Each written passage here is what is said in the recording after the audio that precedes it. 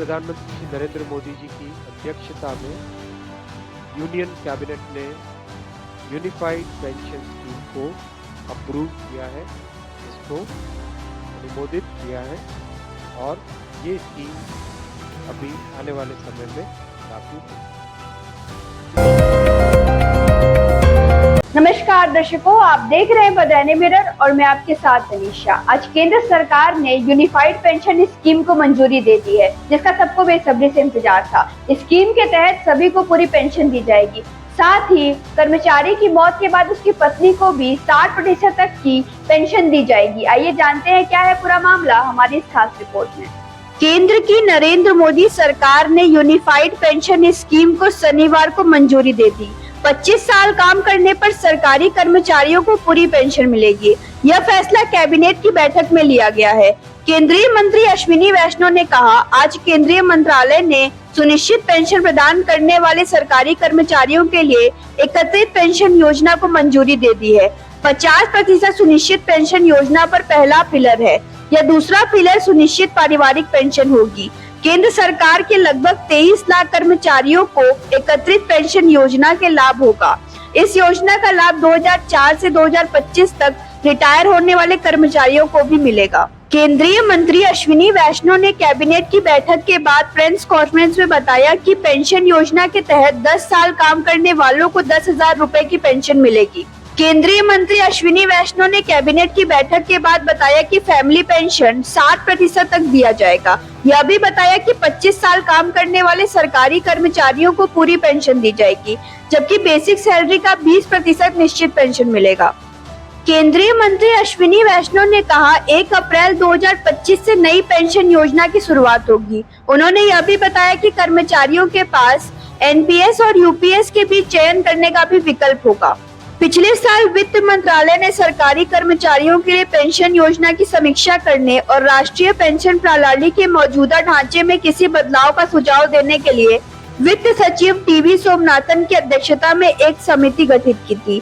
कई गैर भाजपा शासित राज्यों ने महंगाई भत्ते से जुड़ी पुरानी पेंशन योजना को वापस अपनाने का फैसला किया है और कुछ अन्य राज्यों में भी कर्मचारी संगठन ने इस मांग उठाई है। कैबिनेट सचिव मोतीलाल टीवी सोमनाथन ने कहा कि नई योजना 1 अप्रैल 2025 से लागू है। प्रधानमंत्री श्री नरेंद्र मोदी जी की अध्यक्षता में यूनियन कैबिनेट ने यूनिफाइड पेंशन स्कीम को अप्रूव किया है, इसको अनुमोदित किया है और ये स्कीम अभी आने वाले समय में लागू होगी। इस स्कीम के 5 पिलर्स हैं। सबसे इंपॉर्टेंट विषय था कर्मचारियों की तरफ से कि हमें अश्योर्ड अमाउंट एक चाहिए, जो बहुत लॉजिकल और वाजिब रिक्वायरमेंट था।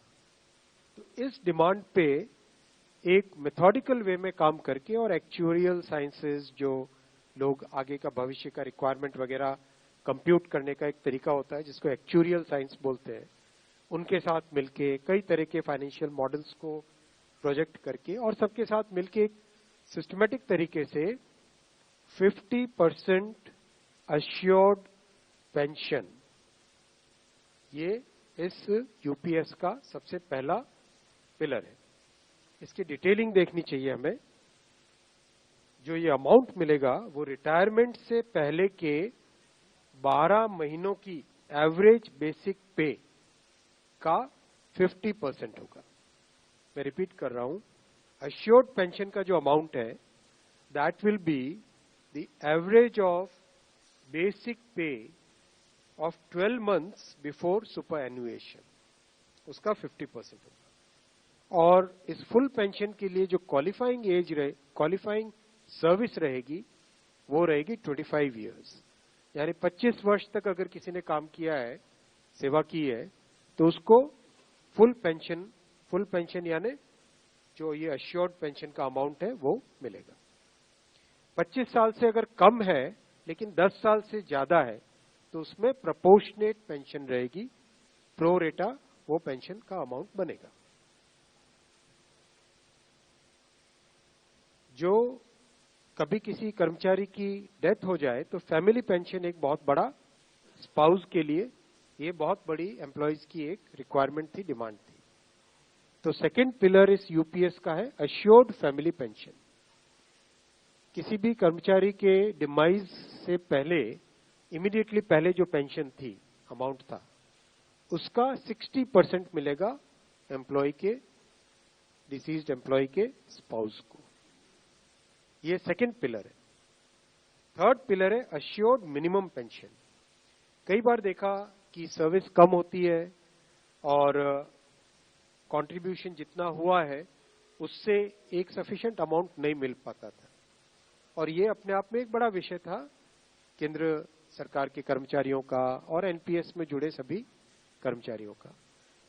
इसीलिए एक minimum assured pension, assured minimum pension 10,000 rupees per month, वो इसमें यूपीएस में थर्ड पिलर ये रखा गया। इसके साथ